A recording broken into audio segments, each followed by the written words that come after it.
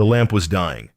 Samuel Ward pressed his palm against his daughter's forehead and felt the fire beneath her skin. 3 days now. 3 days of watching Martha burn. The wind hammered at the cabin walls. Winter had come early to the valley, and it had come cruel. Samuel's hand trembled as he wrung out the cloth in the basin. The water had gone lukewarm an hour ago. But Martha's voice was a whisper. Her eyes didn't open. "I'm here, sweetheart." But being here wasn't enough. Nothing he tried had worked. Not the cool compresses. Not the willow bark tea. Not the prayers he'd whispered into the darkness while his daughter's breathing grew more shallow. The cabin felt enormous around them. Too much space for 2 people. It had felt that way since Sarah died. 2 years of empty chairs and silent meals.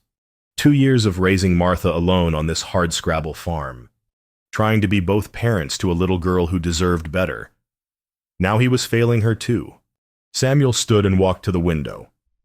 Snow streaked past in the lamplight. The nearest neighbor was 5 miles east. The town was 8 miles north. The doctor had left 3 weeks ago, moved to Denver where people could actually pay him. That left one option. His hands found his pockets, empty. He'd checked them a dozen times tonight, as if coins might appear through desperate hope alone. The last of his money had gone to winter feed for the horses. The crop had been poor. The debts were stacking. He couldn't pay. Martha made a sound behind him. Small. Pained. Samuel turned. His daughter's face was flushed red in the lamplight, her small chest rising and falling too fast. Her dark hair stuck to her forehead in damp curls. She looked like Sarah. God help him. She looked so much like Sarah. He crossed to her bedside and knelt. "Martha, I need you to hold on. Can you do that for me?" Her eyelids fluttered. "Where's Mama?" The question cut him clean through. She'd stopped asking it months ago. The fever was taking her mind now, too. "Mama's not here. Baby. But Papa's going to get help." He kissed her burning forehead. Rose. Grabbed his coat from the peg. The storm would be brutal. The ride would be dangerous. And the nurse might turn him away when he admitted he had nothing to offer. But watching his daughter slip away was worse than any of that. Samuel pulled on his coat, touched Martha's cheek one last time, and stepped into the storm. The door slammed shut behind him.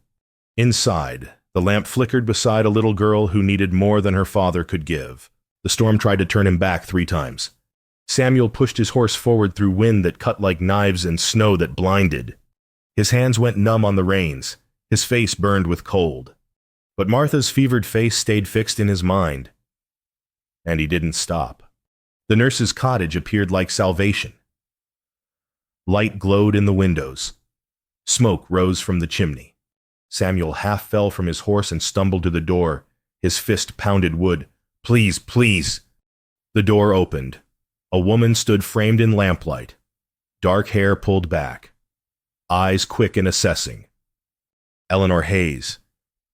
The nurse who'd moved to town 6 months ago. He'd seen her at church but never spoken to her. "Help," he managed. "My daughter. Fever. 3 days. She's dying." Eleanor's gaze swept over him. Took in his wild eyes, his trembling hands. The desperation carved into every line of his face. "How far?" 8 miles. My farm. Come inside." She pulled him into the warmth. "Tell me her symptoms." Samuel's words tumbled out. The fever, the shallow breathing, the delirium that had started this morning. Eleanor listened, already moving, gathering supplies into a leather bag. "How old is she?" 5. Eleanor nodded. Efficient. Calm. Everything he wasn't. Then she paused. Bag in hand. "My fee is—" "I can't pay you." The words came out broken. Samuel pulled his pockets inside out. "Nothing. I have nothing. The crop failed. I'm behind on everything. But my daughter is dying, and I'm begging you." He couldn't look at her. couldn't bear to see pity or disgust or the door closing in his face. The silence stretched. The wind howled outside. Then I'll stay for free. Samuel's head snapped up. Eleanor was pulling on her coat, wrapping a scarf around her neck. Her face was set with quiet determination. I don't... His voice broke. I don't understand. She met his eyes. You have a dying daughter. I have medical training. We don't need money to make that equation work. She picked up her bag and lamp. Now let's go before that storm gets worse. They rode through the darkness together. Samuel couldn't speak. Couldn't process the simple mercy she'd shown. The wind screamed. The snow battered them. But Eleanor rode steady beside him, her lamp a small beacon against the black. When they reached the cabin, she didn't wait. She was through the door and at Martha's bedside before Samuel had tied off the horses. By the time he came inside, Eleanor had already laid out her supplies.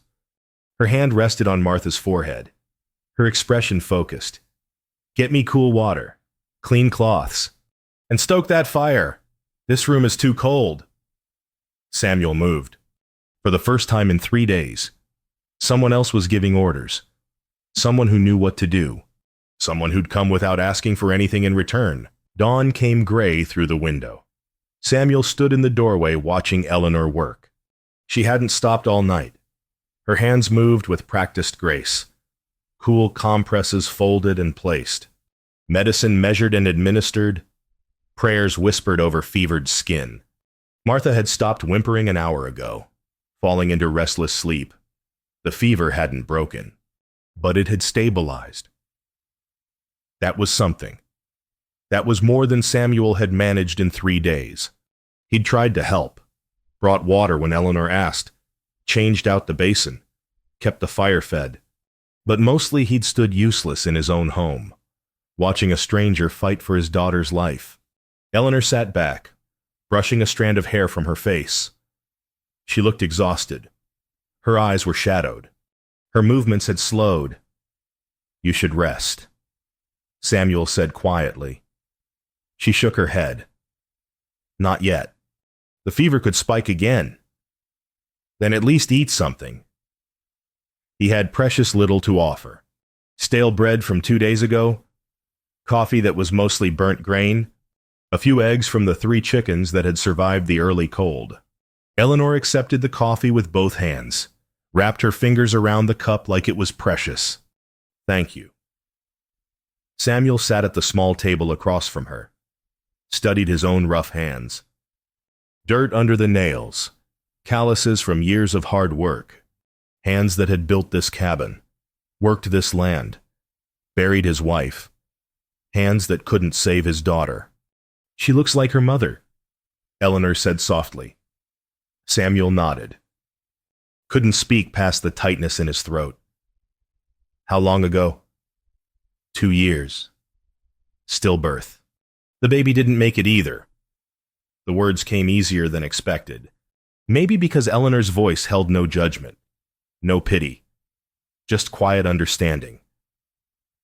I'm sorry. Wasn't your fault. He cleared his throat. This neither. You didn't have to come, especially for free. Eleanor's eyes met his. Something unreadable moved in their depths.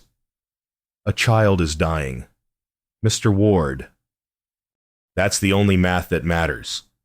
She finished her coffee, rose, returned to Martha's bedside without another word.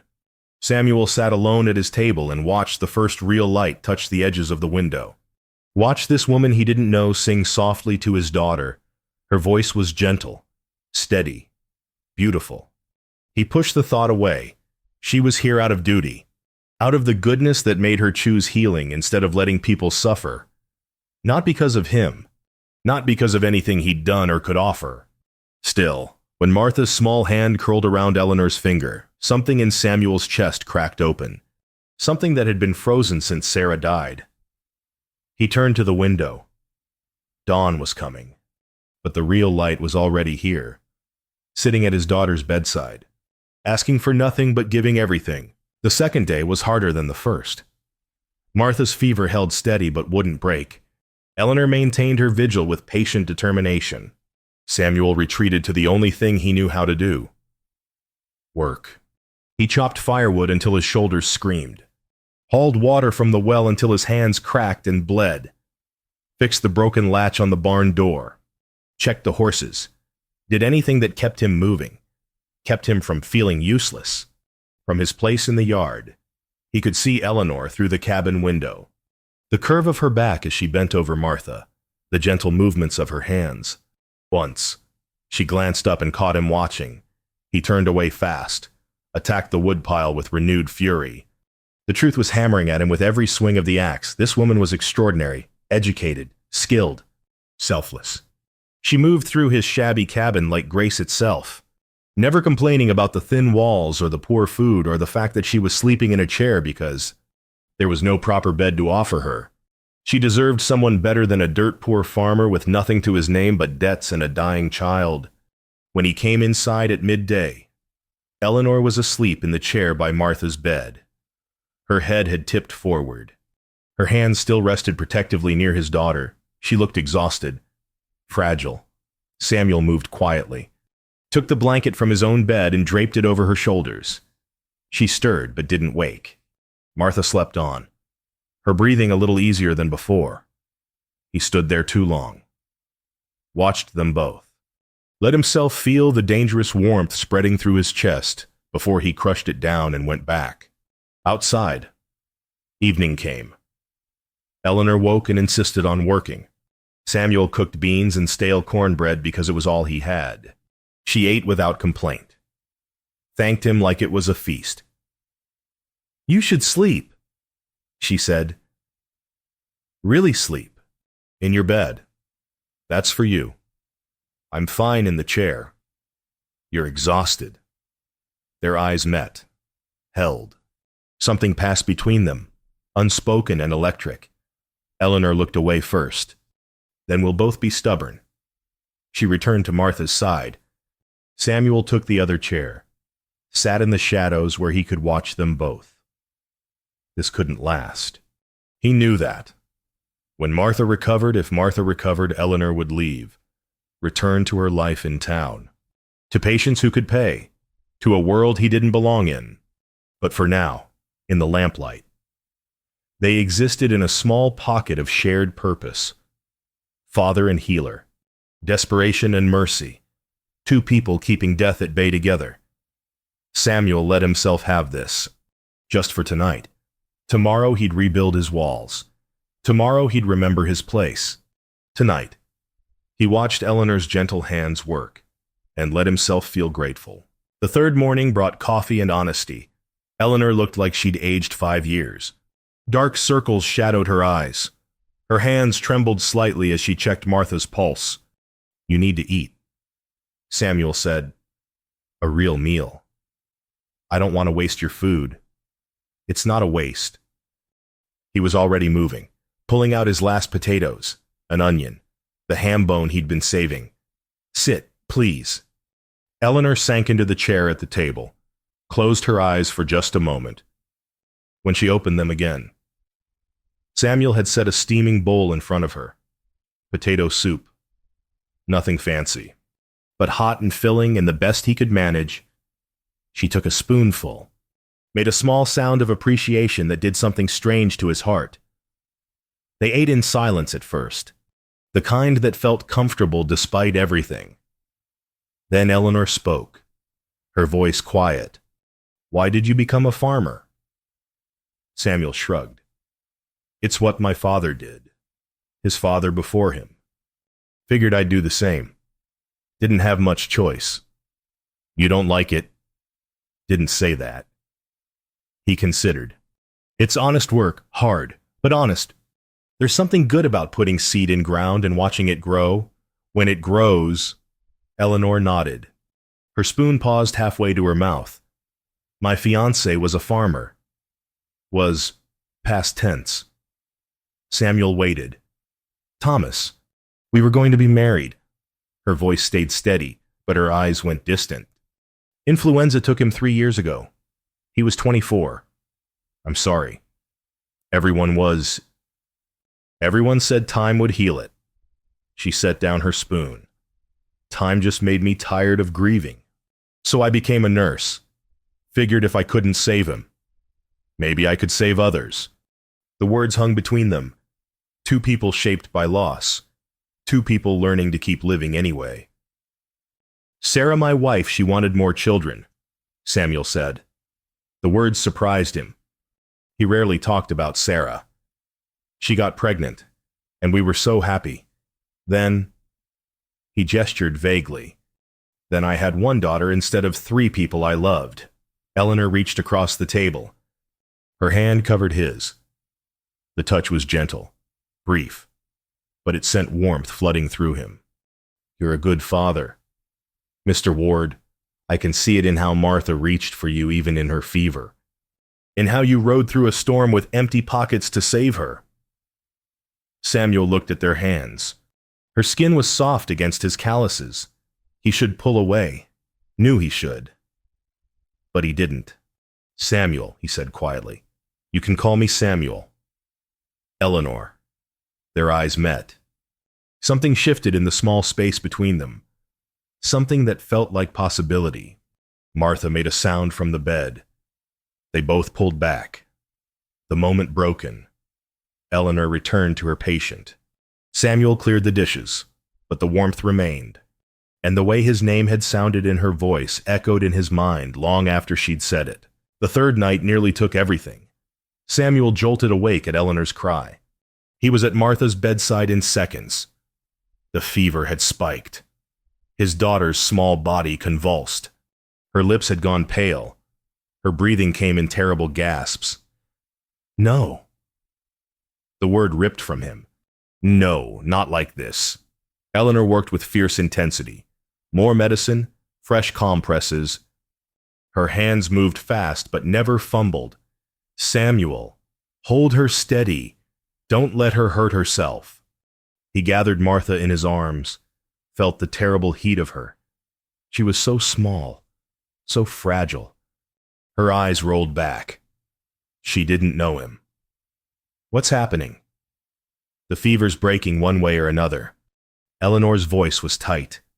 We just have to keep her breathing until it does. The hours crawled. Samuel held his daughter and prayed to a God he wasn't sure listened anymore. Prayed anyway because what else could he do? Eleanor never stopped. Never gave up. When one treatment failed, she tried another.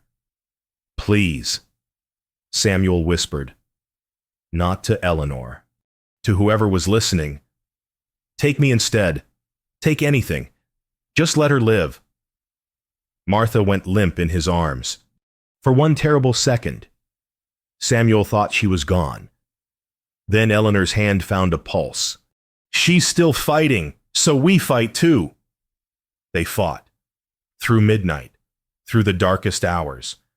Samuel held his daughter. Eleanor held death at bay. The lamp burned low. The fire crackled.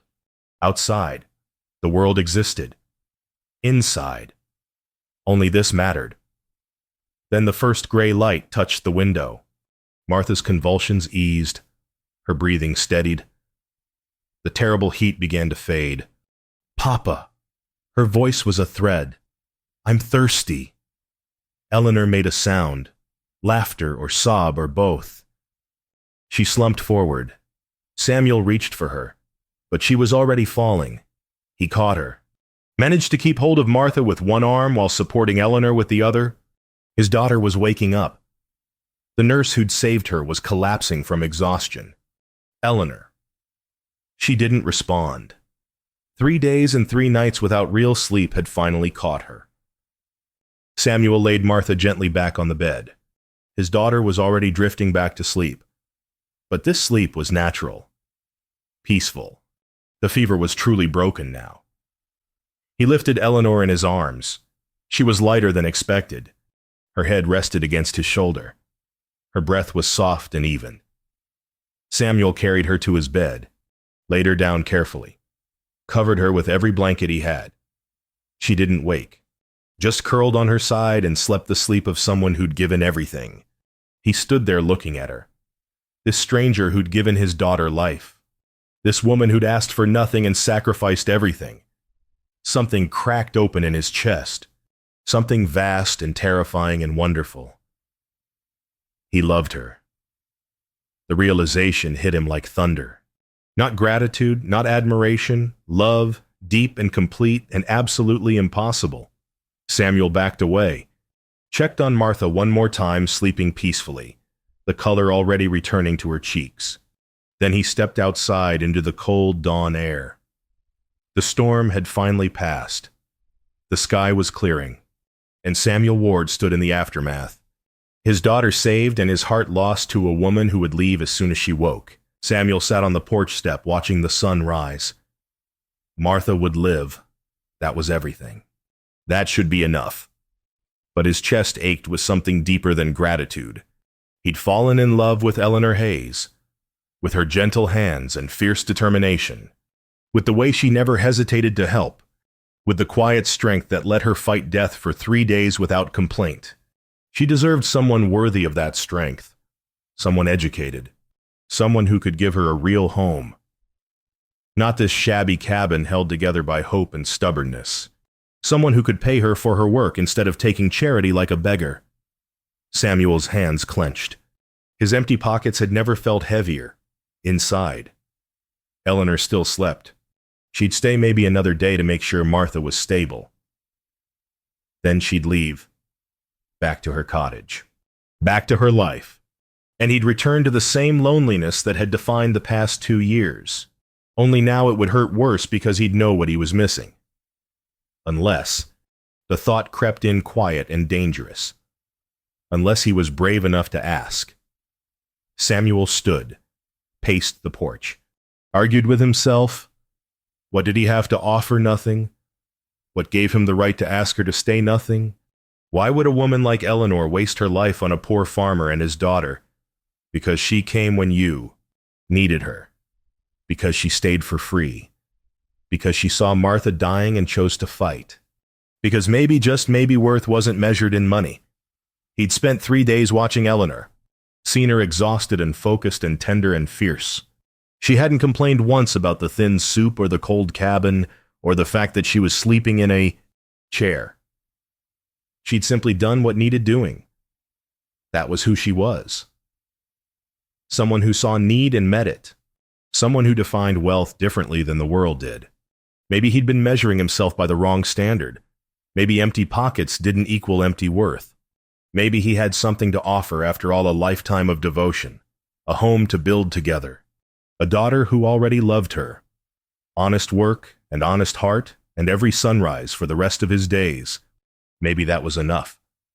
The door opened behind him. Samuel turned. Martha stood there in her nightgown, pale but smiling. "Papa." He gathered her up, held her tight. "Hey, sweetheart. Is Miss Eleanor still here?" "She's sleeping. You gave us quite a scare." Martha leaned into him. "She sang to me. I remember that. She stayed with me." "Yes, she did." "Is she going away now?" Samuel looked at his daughter, saw Sarah in her eyes, saw hope in her face, saw the question he'd been afraid to ask himself. "I don't know, baby. That's up to her." "You should ask her to stay. Papa, I like her." Simple, direct, the way children saw the world. No complex calculations of worth or dignity, just the truth spoken plain. What if she says no? Martha touched his cheek, 5 years old and already wise. What if she says yes? Samuel carried his daughter back inside, settled her on the couch with a blanket, made weak tea and fed her bread soaked in broth. She ate slowly but steadily. The fever was truly gone. In the bedroom, Eleanor slept on. Samuel stood in the doorway watching her, made his decision. When she woke, he would ask, would offer everything he was, would risk the rejection because the possibility of yes was worth any pain. He'd lost Sarah.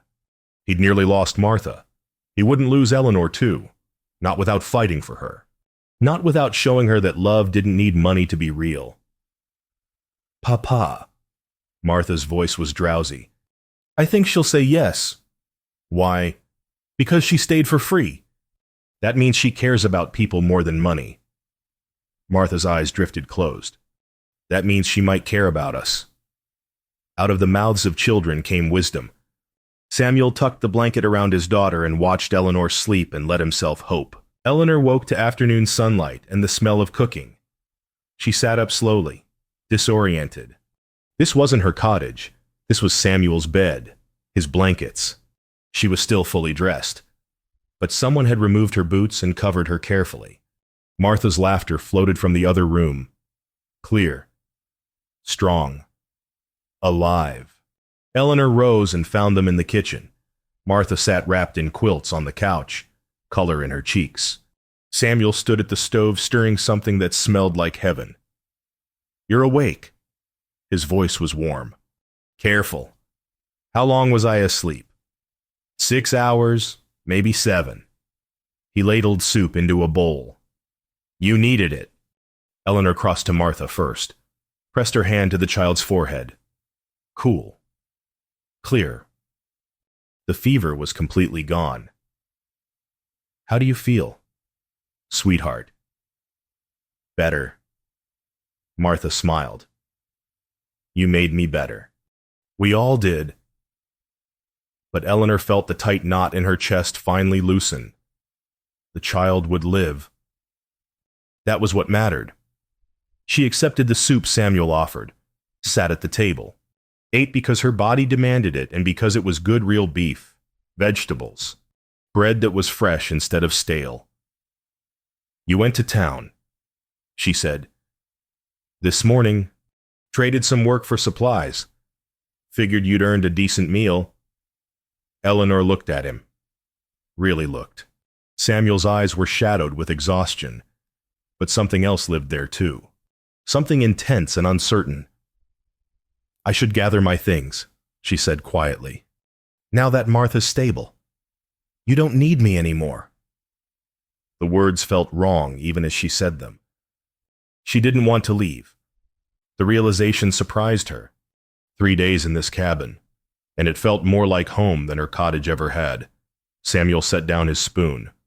Eleanor, wait. She waited, heart suddenly racing. I need to say something. And it's going to sound foolish. He looked at his hands. Those strong, work-worn hands that had held his daughter through the worst night.